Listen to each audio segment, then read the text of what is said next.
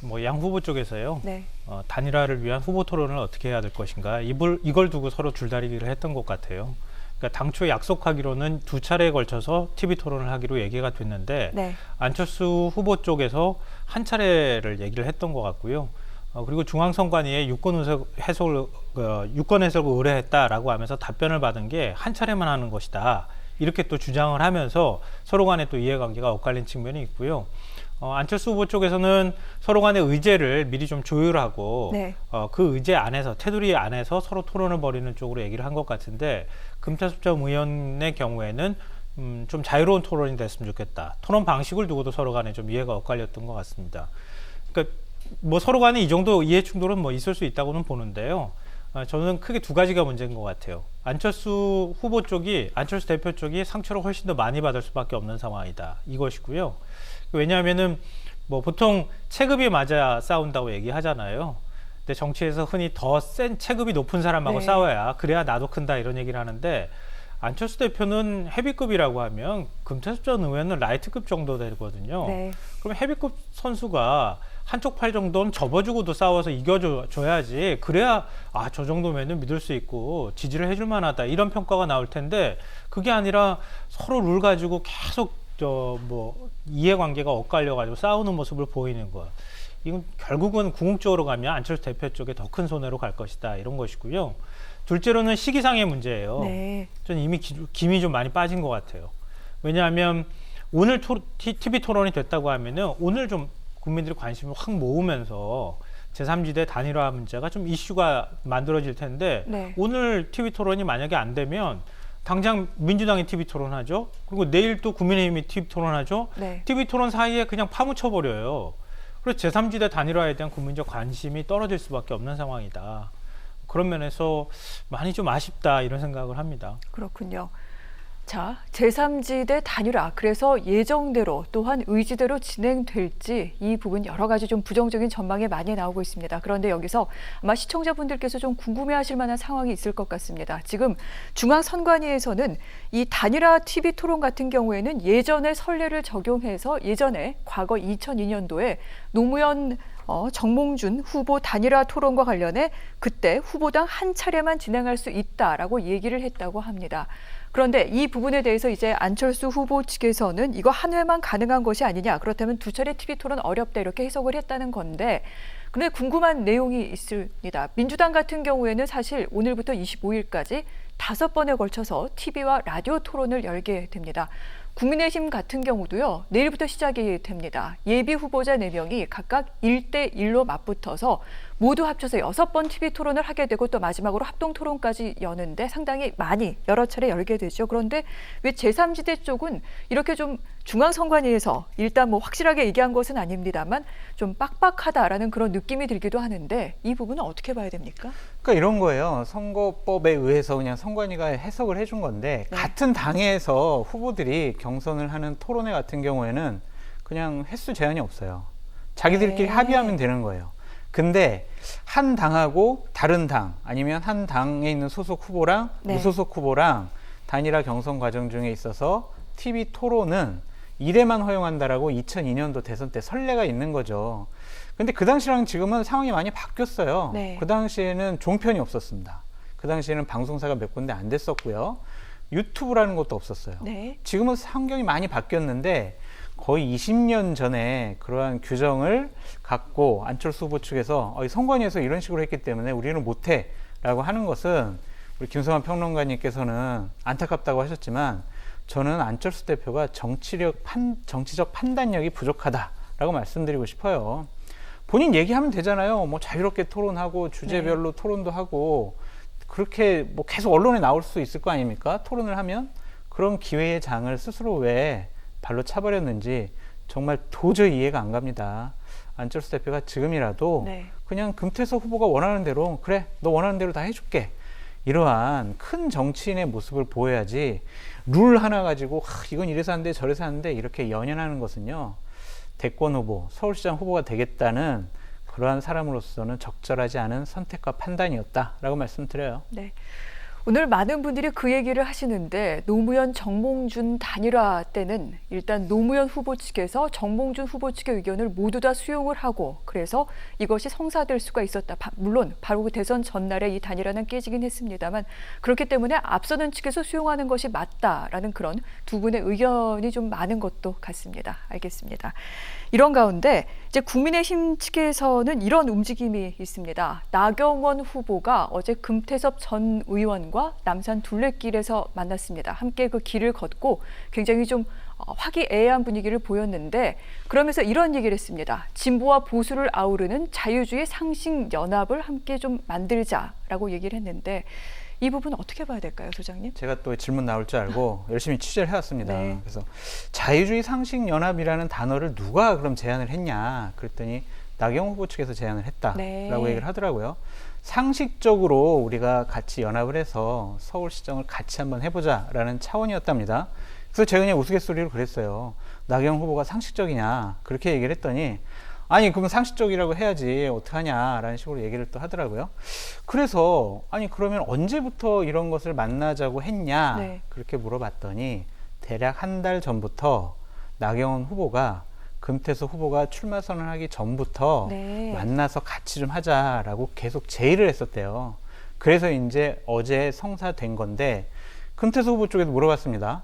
아니 금태섭 후보는 분명히 국민의힘은 더 개혁하고 혁신하고 없어져야 될 당이다 그런 식으로 공격을 했는데 네. 왜 왜 지금 와서 국민의힘 후보 나경원 후보도 만나고 다른 쪽 후보도 만났으면 좋겠다고 얘기를 하느냐라고 물어봤더니 어차피 본인은 이제 야권 소속이다. 결국에는 야권 단일 후보를 만들어내야 되는데 자기도 하나의 네. 구성원이 돼버렸다. 그런 차원에서 얘기한 거다라고 이제 항변을 하더라고요. 근데 좀 여러 가지로 고개를 좀 까우뚱거릴 수밖에 없어요. 나경원 후보의 처신도 그렇고 금태섭 후보의 저러한 모습도 지금까지 본인이 지켜왔던 네. 신념과 행동 이런 것과는 좀 맞지 않은 부분이 있거든요. 그냥 내가 한번 서울시장 후보군에 껴볼까? 내가 서울시장 후보를 넘어서 나경원 후보 같은 경우엔 당대표에 한번 도전해볼까? 금태섭 후보 같은 경우엔 좋아 이번 탄력받아서 대선 후보도 한번 내가 발을 끼워볼까? 네. 라고 하는 정치적인 목적과 의도가 있지 않느냐라는 비판을 할 수밖에 없는 상황이었습니다. 그렇군요. 근데 네. 나경원 후보 쪽이나 금태섭 후보 쪽에서는요 되게 이미지가 좋게 나갔다. 저렇게 우리 화면에 봐보세요. 걷고 막 여러 가지 논의하고 얘기하는 모습이 상당히 득점 포인트는 됐다라고 스스로 평가를 하고 있습니다. 그렇군요. 이번 보궐시장 선거를 넘어서 보궐선거를 넘어서 그 이후까지 지금 의도하고 있는 부분이 있다라고 말씀을 하셨는데 바로 뭐 4월에 재보궐선거가 끝나고 난 뒤 뭐 야권도 그렇고 여권도 그렇고 바로 이제 당권과 관련된 선거들이 치러집니다. 원내 대표, 당 대표 선거가 이어지고 있는데 이 같은 당권 경쟁과 연결해서 또 더 나아가서는 대선과도와 연결해서 또 해석하는 목소리도 많습니다. 평론가님도 동의하시는지요? 글쎄요. 지금 대선과도까지 네. 얘기할 만한 그런 만남인가 이런 부분에 대해서 저는 좀 동의하기가 어렵고요. 좀 잘 납득이 안 되는 만남이에요. 네. 왜냐하면 자칭 이제 안철수 대표 말로는 A리그가 진행 중이잖아요. A리그 진행 중인 선수가 A리그에서 열심히 뛸 생각을 해야지 B리그에 가가지고 지금 선수를 만나고 거기서 뛸 수 있을까 이걸 좀 기웃기웃하는 모습이 이 금태섭 전 의원 모습이 이게 맞는 건가 그런 생각이 좀 들고요. 그러니까 안철수 대표하고의 단일화 문제에 집중을 해도 모자랄 판에 지금 오히려 안철수 후보하고 단일화 이후에 네. 다시 야권 단일화를 할 때 후보하고 만나야 할 사람을 만나서 서로 간에 뭔가 같이 함께 할 수 있는 것처럼 얘기하는 게 이게 맞는 건가? 그러니까 구도상이나 현실적으로 좀 맞지 않은 모양이 있고요. 그러니까 저는 금태섭 전 의원 입장에서 본다면 나중에 이번 뭐 서울시장 선거에서 야권 단일 후보가 되지 않는다 하더라도 그 이후까지 내다보는 네. 예를 들면 서울시정에서 뭔가 역할을 하거나 이런 것까지 내다보는 그런 생각을 할 수 있다고 생각하고요. 나경원 전 의원 쪽에서 바라볼 때는 자신과 관련돼 있는 확장성의 한계 그리고 비호감도에 관한 문제 이런 것들을 좀 희석시켜가는 과정에서 네. 금태섭 전 의원이 필요했을 것이다. 그리고 결국은 당내 경선을 해서 최종 후보가 돼야 되잖아요. 근데 그런 면에서 국민 여론에서 바라볼 때 네. 나경원 후보에게 좀 더 호감도가 더 많이 쏠려서 국민의힘 후보가 좀 됐으면 좋겠다 이런 여론을 만드는 데 있어서 금태섭 전 의원이 필요했던 거 아닌가 그런 생각이 드는데 어찌됐든 만남 자체의 모양새는 굉장히 좀 이상해 보입니다. 그럼 성공하지 못한 거네요? 글쎄요, 뭐 제가 합리적으로는 네. 이렇게 말씀드릴 수 있겠지만 이미지상으로 바라볼 때는 네. 그렇게 나쁘지 않은 만남이다 이렇게 생각할 수는 있겠죠. 근데 제가 그렇게 또 말씀드릴 수는 없잖아요. 그러니까 저는 두 사람의 이해관계나 정치적 네. 역학관계, 뭐 그리고 정치공학적인 이런 얘기까지 말씀을 드려야 되는 입장이기 때문에 그러니까 그런 부분까지 말씀을 드리면서 제가 좀 이상한 만남이다 이렇게 말씀드린 겁니다. 근데 이상한 만남은 맞는데 아까 말씀드렸듯이 좀 이미지는 괜찮아 보이고 기본적으로 저렇게 네. 저 두 분이 뭐 걸어 다니고 저런 모습들이 좀 외연을 확장해 가는 것이 아니냐라는 또 평가를 받을 수가 있어요. 그림이 보기가 좋아요. 그래서 일단은 시청자나 서울 시민들은 괜찮네라는 생각을 할 것 같습니다. 그렇군요. 자, 보이는 것만큼 그 결과물을 또 어떻게 담아낼지 그 부분도 주시하도록 하겠습니다. 그리고 연휴가 끝나고 난 뒤 주말 사이에 또 여러 가지 일들이 있었는데 기억하시겠지만 안철수 대표가 작년 12월쯤에 서울시장 보궐선거에 출마하겠다고 하면서 서울시정을 어떻게 꾸려나갈 것인지에 대해서 국민의힘 측에 공동 운영하자고 얘기했던 바가 있습니다. 여기에 대해 당시 국민의힘 사실은 코웃음을 쳤었던 바 있는데 주말 사이에 이 당내 유력 후보들이 적극적으로 이를 옹호하고 나섰습니다. 오세훈 전 시장, 나경원 전 의원 모두 공동정부, 연립시정 여기에 합의한다, 동의한다라고 얘기를 했는데 이 부분 왜 이런 얘기가 나왔는지 그 배경이 궁금하고요. 아울러 여기와 관련돼서 서울 시민들이 좀 관심을 가질 만한 사항인지 이 부분도 좀 평가를 해주셨으면 좋겠습니다. 먼저 평론가님.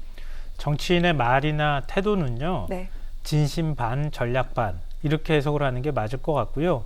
근데 제가 볼 때는 이번 발언의 경우에는 진심 20%, 전략 80%인 것 같아요. 왜냐하면 공동정부가 성공한 사례도 없고요. 네. 우리 한국 정치사에서 뭐 이른바 97년 DJP 연합 얘기하지만 결국 나중에 깨졌잖아요. 그리고 뭐 이후에도 숱하게 단일화 논의가 있었고 또 남경필 전 경기도지사의 경우에도 공동정부 꾸리겠다고 네. 민주당 출신 인사에게 부시장 자리 주겠다고 부지사 자리 주겠다고 얘기했지만 결국은 제대로 된 공동정부를 운영하지 못했어요. 그럼 권력은 사실 나눈다고 얘기는 하지만 나누기가 참 어려운 게 또 권력이기도 하거든요. 그렇기 때문에 특히 이제 지방자치단체 차원에서 공동정부를 꾸린다는 건 그렇게 쉬운 일은 아닙니다. 현실적으로 어렵다는 말씀을 드리는 것이고요. 그런데 지금 왜 그럼 공동정부를 꾸리느냐? 네. 그러니까 결국은 여기에 이제 진심한 20%가 있는 것이 결국은 야권이 단일화해야 한다고 하는 목적, 그리고 단일화하더라도 나로부터 시작되는 단일화의 얘기, 안정감을 주기 위해서는 여러 가지 야권에는 다양한 생각들을 갖고 있는 사람들이 있잖아요. 지지층도 결국 확장성을 생각하면 다양한 생각들을 갖고 있는 지지층이 있단 말이에요. 근데 그들이 이른바 반문연대를 꾸려서 네. 하나의 뭔가 힘을 모아서 문재인 정부에 대항하거나 맞서야 된다. 이런 명분을 만드는 데 있어서는 공동정부만큼 좋은 명분은 없다. 그러니까 그런 면에서 내 거 조금 나눠주고 내가 만약에 당선될 수 있다고 하면 뭐 공동정부 얼마든지 검토해 볼 수 있다. 이런 진정성은 조금 들어가 있을 수는 있겠지만 그런 차원에 있어서 정치공학적인 판단이 훨씬 더 많이 개입되어 있는 공동정부 구상안이다. 실제로 실현 가능성도 높지 않다. 이런 말씀입니다. 그러니까 후보들 간에 공동정부를 얘기는 하고 있지만 실제로 당내 경선을 뚫고 올라가는 그 과정에서 필요한 논의뿐이지 실제적으로 그게 현실화될 가능성은 그렇게 높지 않다고 생각합니다. 그렇군요. 안철수 대표가 얘기했을 때는 그런 얘기가 나왔죠. 국민의당 같은 경우 아무래도 국민의힘보다는 인력풀이 많지 않고 이 부분은 어느 정도 현실적인 부분도 고려가 됐을 것이다라는 해석이었습니다만 국민의힘 후보들이 이렇게 연립, 시정 등등을 얘기할 때는 상당히 좀 정치공학적인 접근이다라고 김 평론가께서 말씀을 하셨습니다. 소장님 보시기엔 어떻습니까? 공동 운영될 거예요. 왜냐하면 이 제안은요. 네. 서로 합당을 전제로 얘기하는 거예요. 결국에는 안철수 후보가 아니면 국민의힘 후보가 이번에 선거에서 누가 이기든지 네. 아니면 결국에는 최종 선거에 가서 지든 결국에는 국민의당과 국민의힘은 합당할 수밖에 없는 수순이에요. 왜냐하면 안철수 대표의 안테나와 눈은 대권을 향해 있거든요. 본인이 그냥 국민의당이라는 조그만 정당, 중도층의 지지 기반을 다음번 대선에 도전할 수가 없습니다. 당연히 본인은 야권 후보라면 국민의힘이라는 보수 우파 쪽을 네. 자신의 세력화에 둬야 돼요. 그렇기 때문에 무조건 선거 끝난 이후에는 합당할 수밖에 없는 수순으로 가기 때문에 결국에는 공동 시정 운영은 별로 어려운 문제가 아니고 성사될 것이다. 당연히 예측되는 그러한 일이라고 보여지고요. 소장님, 꼬리 질문은 아닙니다만 안철수 대표는 대권 도전하지 않겠다고 선언을 했잖아요.